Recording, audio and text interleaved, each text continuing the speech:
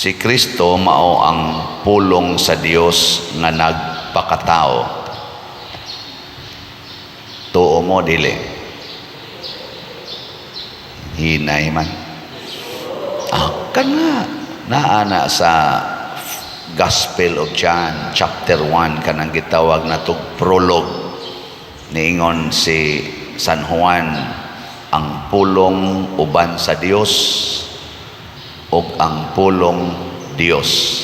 Nya niingon din siya, ug ang pulong nahimong tao. Muna nga kung gusto tang masuod or mahimong connected ni Hesus, dili igo nga mahimotang biological mother, brothers and sisters sama aning ni as gospel. Di na igo nga makaambita siyang dugo related ta niya by blood or by race as Jewish mga Israelites. Dili sad igo ang formal relationship with Jesus, kanang atong gitawag og sacramental nga koneksyon sama natong mga binunyagan nga inig humagbunyag mahimo din tang anak sa Ginoo, igsuon ni Kristo.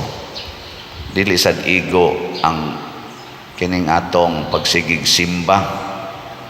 Di ni igo unsa magigipangita ni Kristo pagtubag niya diri nga niingon ang mga tao, ang imong inahan og mga igsuon na as gawas gusto makigstorya nimo.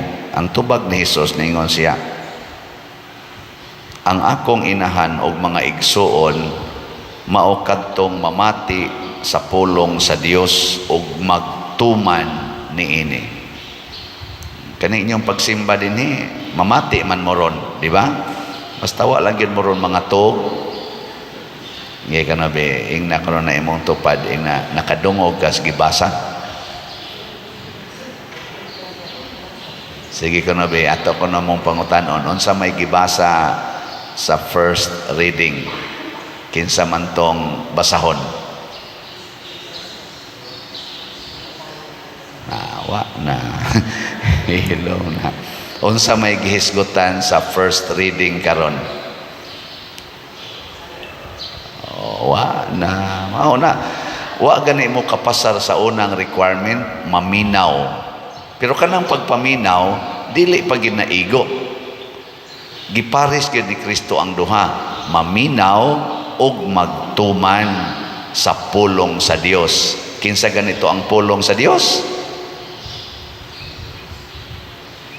Na, unsa mo si Jesus lagi mao ang pulong sa Dios. Sa ato pa di ay kadtong maminaw ug magtuman sa pulong ni Jesus. Kana siya. Hain man ron ang pulong ni Jesus, iyang gibilin sa simbahan, pinaagi ni San Pedro ug sa mga successors. Kinsa may nagtingog ron nga successor ni San Pedro? Karong gutlo kinsa may nagtingog? Si Father Siano kay giordinahan ni si Padre Siano aron mosulti o mosabwag padayon sa pulong sa Dios dinhi sa simbahan. Unsa may gisulting Padre Siano? Palit mog slat. Unay mo. Unsa mao mo guni akong gisulti pamalit mog slats. Di ba? Duhanan na ka klase atong slats nga gitawag og donation slots, ang holy pads para sa atong National Retreat of Priests karong November 7 to 9, tag 100 pesos na per slot. Wala lang ko update kay ugma na lang ko mo update kay wala pa tay mga online banking niya. Ang sunod nga donation slot nga bag-o na tong gi-introduce ang sa to MEG, Mother Mary's Enriching Graces, para po na sa atong umaabot nga pista sa atong segunda patron karong October 5 to 14. October 14 to 20,000 ka slots na atong ibaligya nga tag 100 pesos per slot. Unya ang sunod, ang investment slot kaning DSAP, Divine Solution and Prosperity. Tag 500,000 pesos per slot na siya. Kung sa may tumong ana, gustos Ginoong ipapalit ng yuta diha, skilid. Kining tanan, kining akong gisulting mga slots, unsa man ni siya? Para sa pagtukod sa mga struktura dinhi sa atong simbahan ug sa paghimo sa mga activities na relihiyoso dinhi sa simbahan, sa manang retreats mga pare o kaning atong pista segunda patron. Unsa may gisulti sa unang pagbasa, migamit ang Ginoo sa propeta, migamit ang Ginoo ni Ciro, ni sa tong usa Dario, Artaxerxes, mga hari sa Persia. Unsa may pasultis Ginoo atong higayuna diri aning kaning unang pagbasa nato? Unsa may iyang gisulti diri? Ang Ginoo miingon, pasagdi ninyo ang mga kadagkuan sa mga Hudiyo ug ang ilang mga gobernador nga maoy magtukod pag-usab sa templo diha sa nahimutangan niini. Ang Ginoo di mo sugo gini nga maghimo gitag templo. Ang templo sa Jerusalem giguba to panahon sa exile nila, na exile sila ngadto sa lain-laing nasod dito sa mga Persian kingdoms. O ang Ginoo mismo misugo sa mga hari nga isulti ninyo nga pabalika sila sa Jerusalem ang mga Hudiyo o magtukod sila sa templo. Natukod ba wa? Uy, tubag. Wa gid mo maminaw. Purting tukura busa gitukod pag-usab sa kadagkuan sa mga Hudiyo ang templo, sumala sa mga gisaysay nila ni propeta Hageo o ni Zacarias. Ana, perting tukura nga naman gibutang man sa mga hari nga kamong mga katawhan hain ni nagpuyo ang mga Hudiyo o Israelita, tabangin ninyo sila, gamita ang inyong buhis nga natigom aron paghatag nila sa ilang gikinahanglan nga mga kwarta o mga materialis.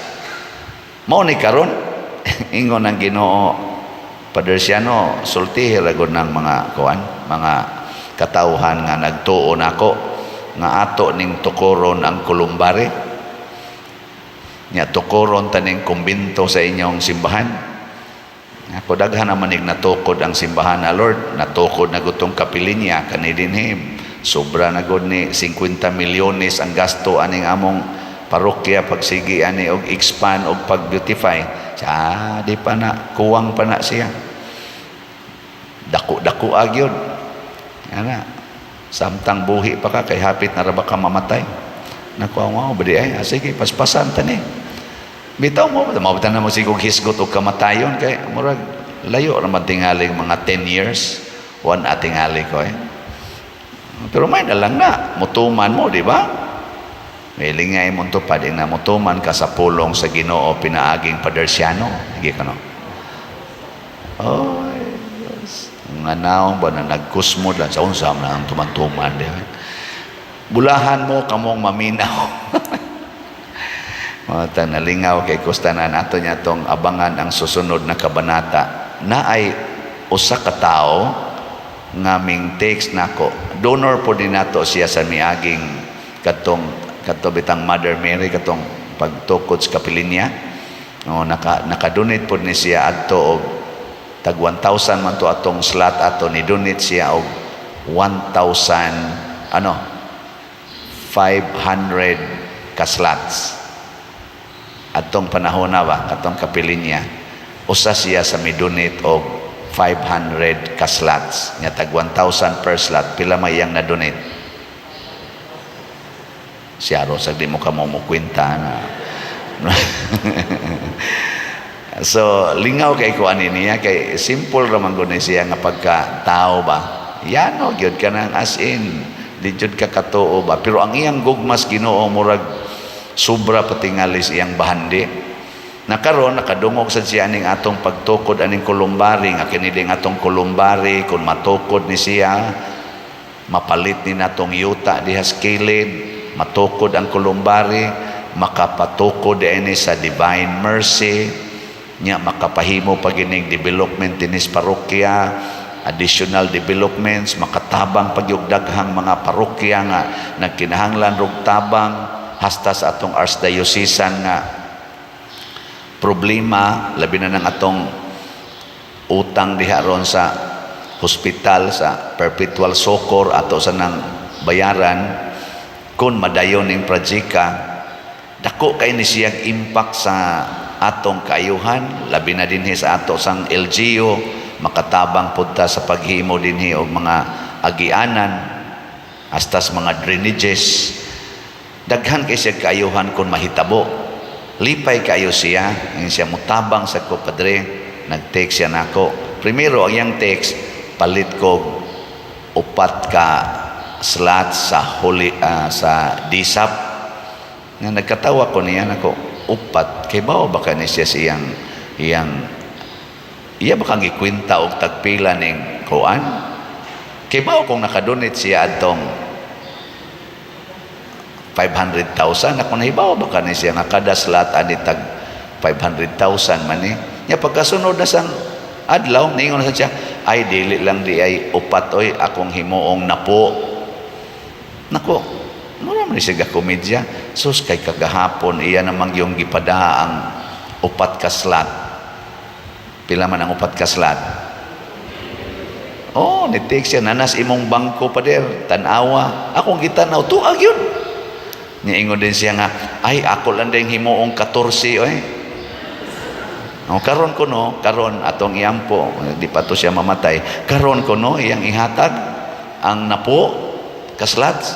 Nahatag naman niyang 4. Ihatag niyang napo. Muna yung nako abangan ang susunod na kabanata. Kung mahatag bagyod. Why daghang kuti-kuti?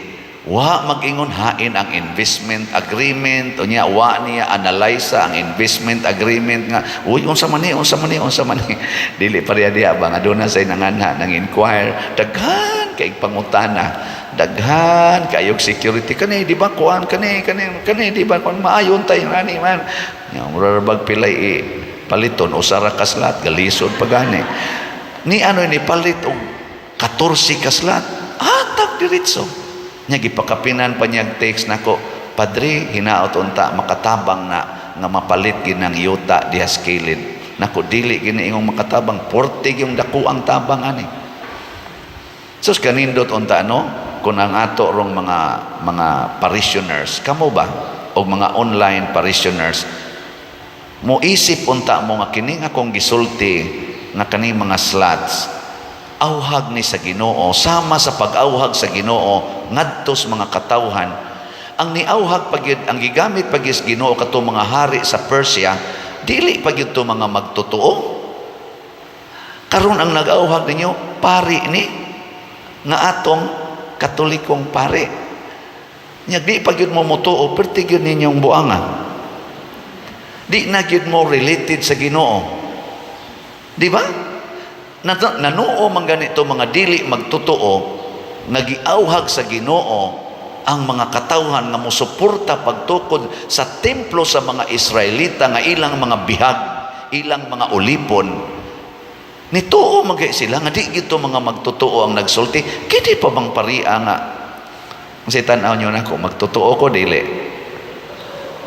Magtotoo ko sabi mo sagdi lang ko nang ginagmay na to diyang sipyat kamo sa nung sige ragin mong tanaw sa tong sipyat na masakoy sipyat gamay pero tuo magigtas Ginoo bitaw mga igsoon klaro kaayo nga ang Ginoo nag-awhag nato karong panahon na nganong karon man yung panahon na naghimo ta aning medyo katingalahan nga mga proyekto wap ani og matuman ning atong project unprecedented ni dinhi sa atong Archdiocese sa Sugbo nga dunay project nga ingon ani kadako dunay parokya nga naghimo niining maong mga proyekto nga makatabang dili lang sa parokya kung dili sa archdiocese ug sa other parishes outside the diocese na natay gitabangan dito sa Hulo, sa Masbati, sa Maasin, nakatabang na ta dito.